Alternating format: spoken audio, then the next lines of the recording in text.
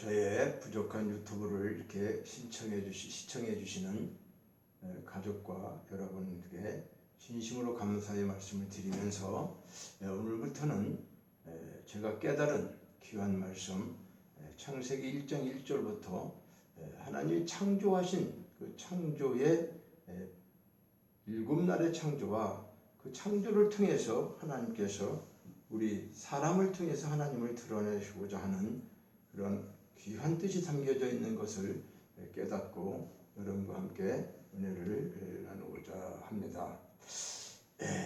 이 말씀은 여러분들이나 저나 믿지 않는 사람들도 어떤 경우에는 창세기 1장 1절을 많이 알고 있는 것 같습니다. 태초에 하나님이 천지를 창조하셨다.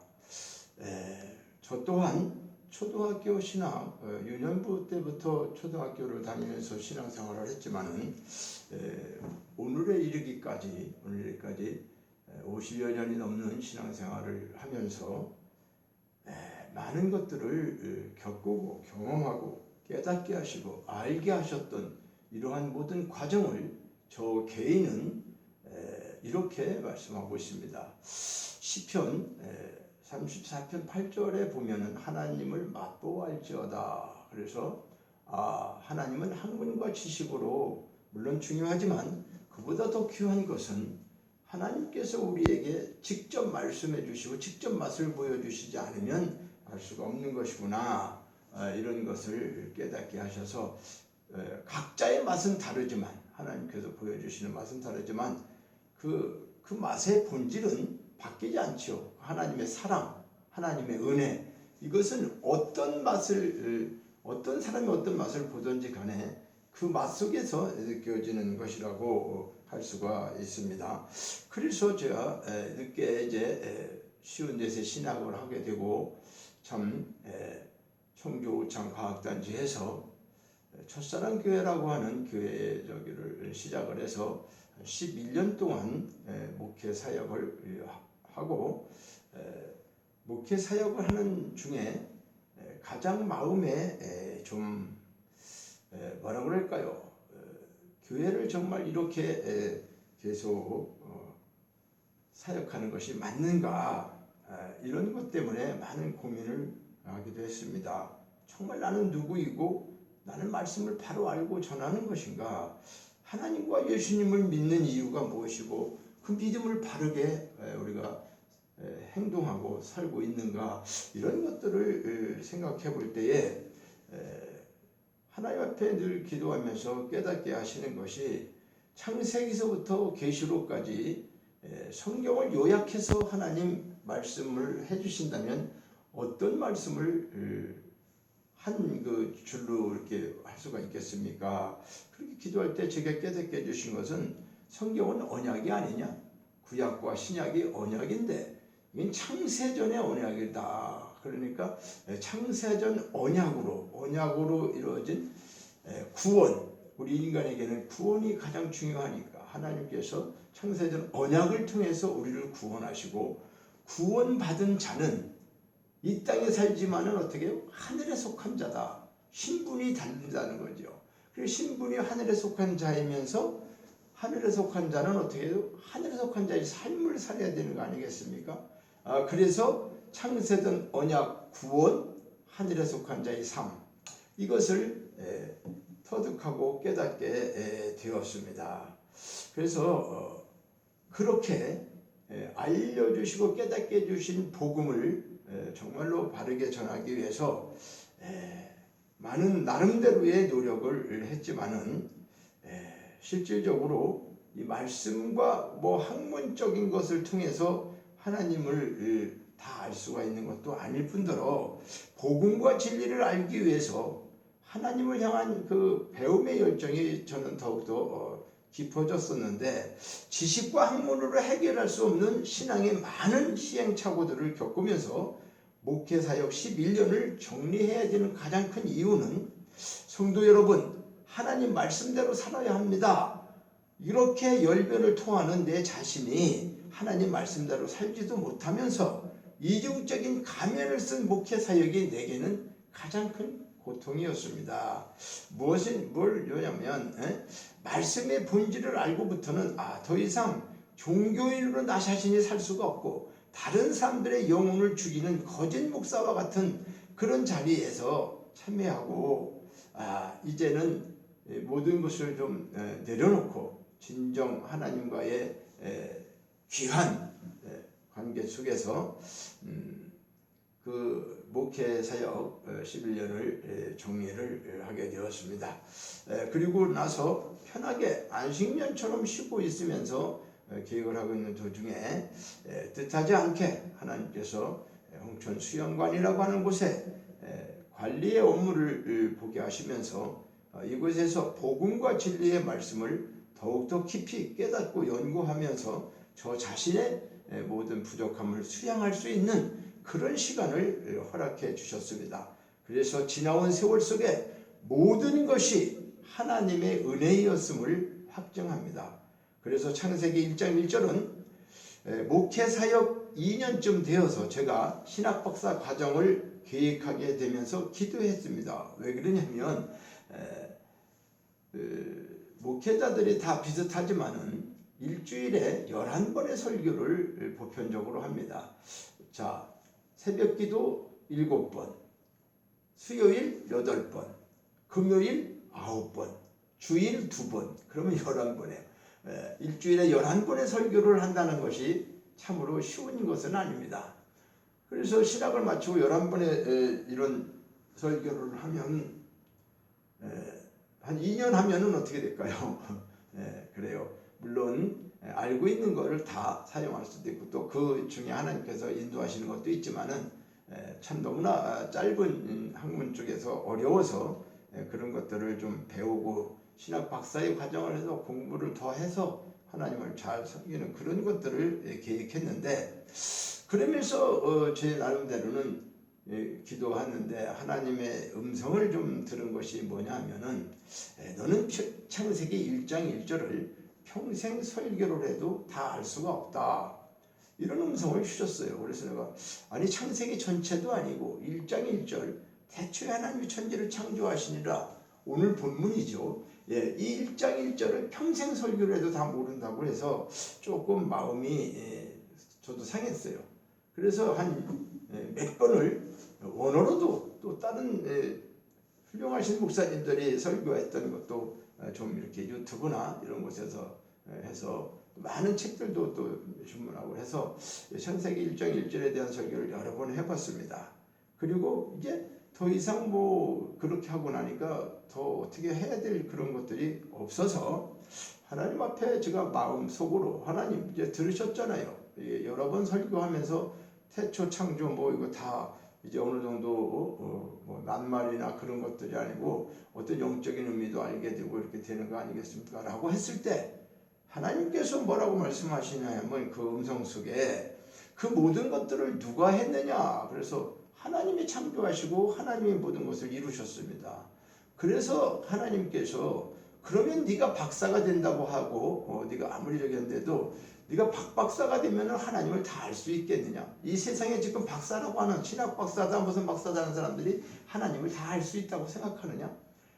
그 말씀이 제 마음에 부딪혔을 때 제가 정말 하나님 앞에 무릎을 다시 꿇게 됐어요. 그렇습니다. 하나님은 어떻게 다 알 수 있겠습니까? 인간이 아무리 박사가 되고 뭐한다. 그래서 박사의 공부는 접게 되었습니다. 접고 하나님께서 나는 너의 학문과 지식을 쓰려고 너를 부른 것이 아니다 라고 하는 말씀을 주셨습니다. 그래서 저는 그때의 이 말씀이 생각나서 태초에 하나님이 천지를 창조하시니라. 나는 누구인가? 이것을 크게 글씨를 써서 벽면에 붙여서 이것이 간판처럼 저희 교회 한쪽 옆에는 이 말씀이 있었습니다. 그래서 제가 이 말씀을 늘 보면서 강단에 올라가서 설교도 하고 모든 마음 생각을 이렇게 했습니다. 그런데 그래도 이거에 대해서 하나님에 대한 것을 정말 다 안다는 것이 아무리 시간이 가고 아무리 어떤 것들도 알 수가 없었습니다. 그런데 참 그 오랜 시간 이제 인생의 황홀에 접어드는 나의 71살이 되어서 그 말씀이 다시금 저의 마음을 연소시키고 깨닫게 하시는 계기가 되었습니다. 그래서 이제 하나님께서는 우리 인간의 나이는 70이고 80이고 뭐 이럴 수 있겠지만은 그 모든 시간과 공간을 초월하시는 전지전능하신 분이다. 그분의 능력을 믿는다고 한다면 나의 현재의 어떤 그 조건이 될 수가 있는 것이 하나도 없다. 그래서 개인적으로는 제가 이런 과정이 창세기 1장 1절이 그렇게 있었습니다. 그런데 이제 이것을 원어로 참 깨달으면서 진정한 창조, 7일 창조, 일주일 첫째 날서부터 일곱째 날까지의 창조에 대한 그 내용에 담겨진 아주 그 깊은 복음의 진리를 깨달은 것을 전하고 함께 은혜 받기를 원합니다. 또한 부탁을 드린다고 하면 나이 먹기 전에, 그렇죠? 아이고 내가 이제 뭐 나이도 많이 먹고 그런 것이 아니라고 하는 사실입니다. 왜 그러냐면 전도서 12장 1절과 8절에 보니까 청년의 때 창조주를 기억하라. 이것은 뭐냐? 우리 자녀들에게 제가 말씀드리는데 사실 이제 나이가 다 40이 넘은 자녀들이지만은 신앙생활도 그동안 많이 해오고 했어요. 그런데 그냥 교회만 다니고 어떤 그 기존적인 그런 종교인의 그런 삶이 아니라 복음을 진짜 진리를 깨닫고 이렇게 젊었을 때에 나와 같은 그 허비한 인생을 사는 것이 아니라 정말 하나님의 말씀을 잘 깨달아서 축복의 사람들이 되기를 축원하면서 오늘 본문을 열고자 합니다. 자, 창세기 1장 1절입니다. 창세기 1장 1절 우리 다 알죠? 태초에 하나님이 천지를 창조하시니라. 자, 우리는 이 창세기 1장 1절의 깊은 말씀을 잘 모르고 있고 대부분 어떤 생각이냐 하면요. 태초에 하나님께서 이 세상의 모든 만물을 창조하셨구나. 이게 전부가 아닌데도 이렇게 생각하면서 1장 1절을 그냥 넘어가기가 쉽다는 거죠. 하나님이 창조하셨구나 라고 말씀하면서 만물을 창조하셨어. 맞습니다. 그걸 아는 것이 틀렸다는 것이 아니에요. 그렇게만 알면 그 성경의 전부가 아니라는 거죠. 그래서 하나님의 목적은 우리 안에 하늘과 땅을 만드시는 것이다. 그러니까 하늘은 하나님의 임재가 있는 곳이고 하나님이 계시는 곳, 하나님 자신이죠. 하늘이라고 우리가 칭할 때 저런 공중에 있는 하늘을 얘기하는 게 아니라 성경에서 말씀하고 있는 하늘은 하나님 임재가 있는 곳, 하나님이 계시는 곳, 하나님 자신, 이걸 하늘이죠. 그러면 땅은 뭐죠? 나의 영역이죠. 우리 사람의 영역, 그렇죠? 우리가 그래서 땅으로 존재하는 나를 하나님의 영역인 하늘로 만들어서 하나님의 최종 목적은 하나님께서 우리를 성전으로 만드시겠다는 거죠. 사람을 성전으로 만드시겠다는 것입니다. 하나님의 목적은. 왜요? 그래서 이 태초라고 하는 베레시티는 전치사 베이트는 뭐뭐 안에, 영어로 인과 이 개념인데 레시티는 근원, 시작. 그래서 베레시티 이 두 개를 합치면 시작과 근원 안에서라는 뜻이 되죠. 그러니까 무엇의 시작일까요? 예수 그리스도입니다.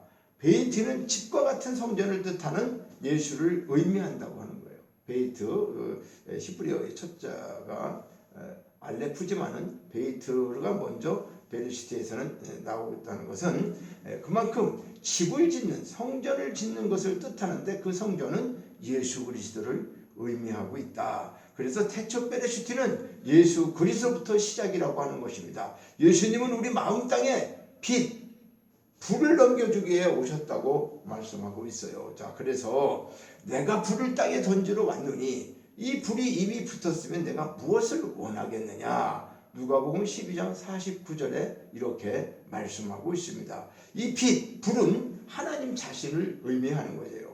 예수께서 하나님을 넘겨주신다는 거죠. 그러니까 하나님 그 빛과 우리에게 이것을 넘겨주시기 위해서 오셨다.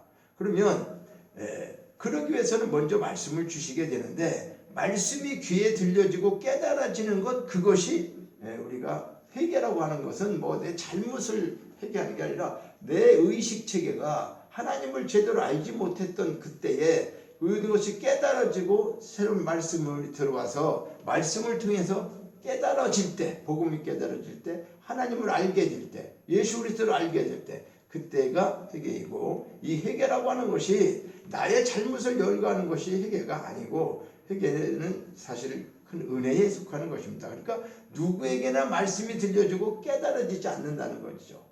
참 이 말은 너무나 참 우리가 많은 사람들이 같은 말씀을 지금 듣고 있어도 이 말씀이 들려지는 사람이 있고 깨달아지는 사람이 있고, 그건 무슨 얘기야? 그냥 창조, 뭐 하나님이 창조하신 거 아니지, 이렇게는 거예요. 내 안에 빛이 들어와야지만 말씀이 들려져서 우리의 의식이 변화된다고 하는 겁니다.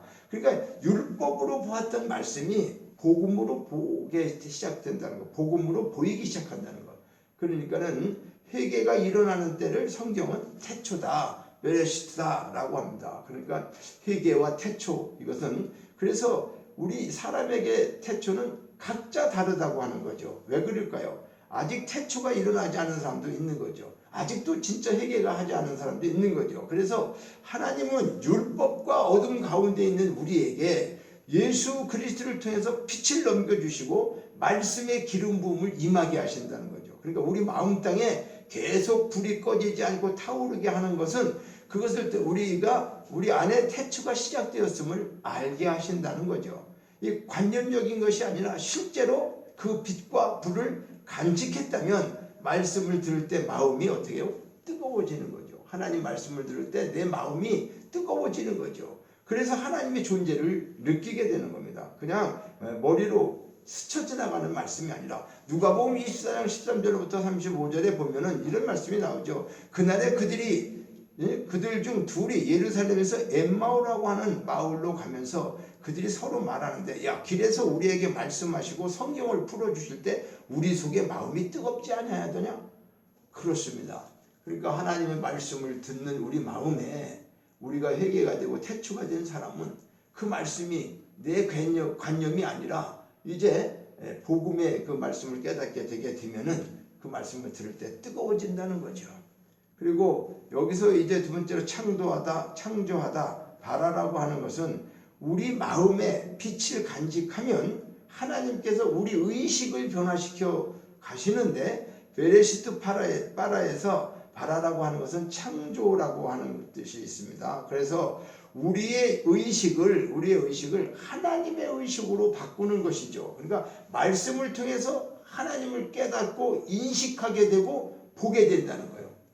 자, 하나님은 영이신데 우리가 볼 수 있습니까? 눈으로 볼 수 없어요. 그럼에도 불구하고 말씀을 깨닫고 하나님을 인식하게 되고 그 하나님을 보게 된다. 그래서 창조 바라라고 하는 것은 다섯째 날에 피조물에게 사용되어 있는데, 다섯째 날은 바다의 짐승과 새를 창조하시고 여섯째 날은 아담을 창조하셨다. 자, 그러면 이 아담 자카르라고 하는 것과 네케바의 연합인데, 창조의 시작은 바다의 짐승과 공중의 새인데, 창조의 완성이라고 하는 것은 아담, 즉 내가 그리스도와 연합한 존재가 되는 것. 그러니까 우리가 눈에 보이는 어떤 저런 짐승, 우리 이것이 아니라 정말로 창조의 완성은 뭔가, 우주 만물을 이렇게 하는 것도 맞지만은 아담으로 내가 그리스도와 연합된 존재가 되는 거, 하나가 되는 걸 말씀하고 있어요.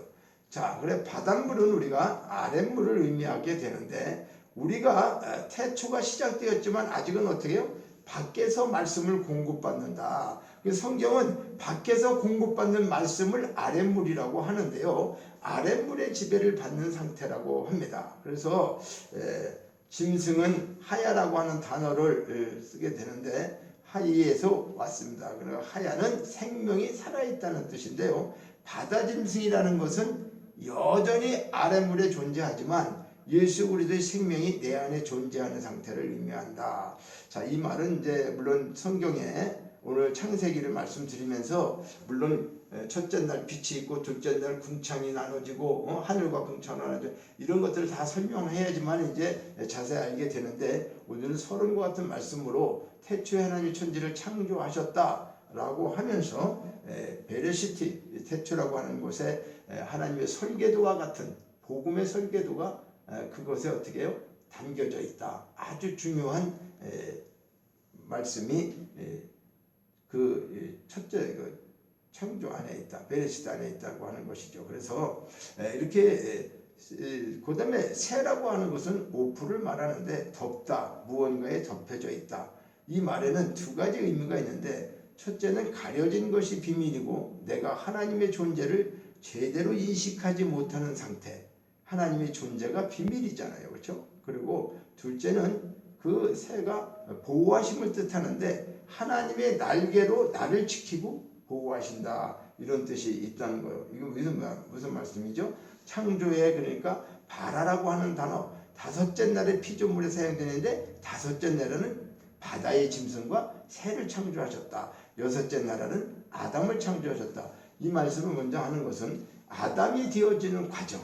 그죠? 예, 그래서 내가 그리스도와 연합되는 그 존재까지 가는 그것이 창조의 완성인데 과연 우리는 신앙생활을 수십 년을 하고 목사가 되고 무엇이 장로가 되고 권사가 되었다 하더라도 내 안에 첫째 날이 되는 그 빛이 임해져 있는지 내가 예수 그리스도와 연합되어져 있는지 이런 것들을 우리가 깨닫지 못하고 우리의 태초 나의 시작이 어디에 있는가 그리고 우리는 죄를 져서 회개하는 것만 얘기를 하는데 진정한 회개는 복음을 깨닫지 못했던 자가 복음을 깨닫는 것이 회개라고 했죠. 그리고 말씀이 귀에 들려지는 거라고 했습니다. 그래서 각자의 태초의 시기는 다르다. 그러니까 하나님은 율법 가운데에 있던 우리에게 예수 그리스도를 통해서 빛을 넘겨주시고 말씀의 기름 부음으로 우리에게 임하게 돼서 우리 마음 땅에 계속 불이 꺼지지 않고 타오르게 하시는 것입니다. 그것을 통해 우리는 우리 안에 태초가 시작되었다는 것을 알게 된다는 말씀입니다. 그래서 이렇게 태초가 시작된 사람은 말씀을 들을 때 마음이 뜨거워졌다고 하는 것입니다.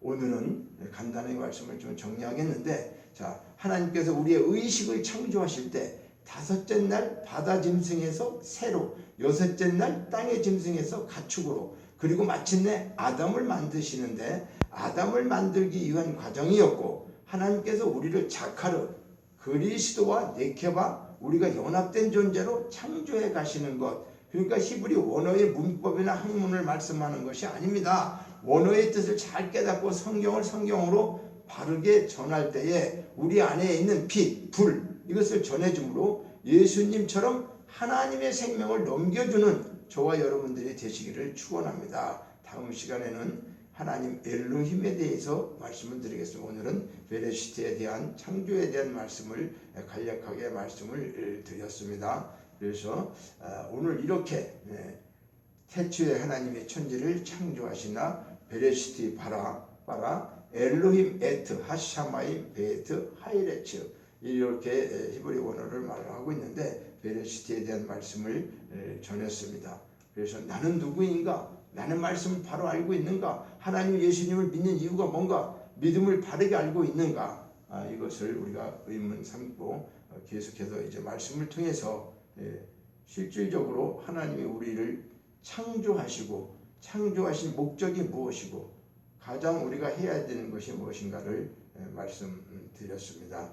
이제 창세기 1장 1절을 우리가 계속해서 같이 함께 일곱 창조, 일곱째 날의 창조를 이렇게 뜻을 깨닫고 우리를 통해서 하나님의 드러나심이 이루어지기를 하나님이 우리를 통해서 드러나시기를 원해서 우리를 이렇게 성전으로 만들어가고 우리를 이렇게 태초에 창조하셨다. 이 사실 하나만을 기억하시고 또 다음 시간 찾아뵙겠습니다. 여러분 감사합니다.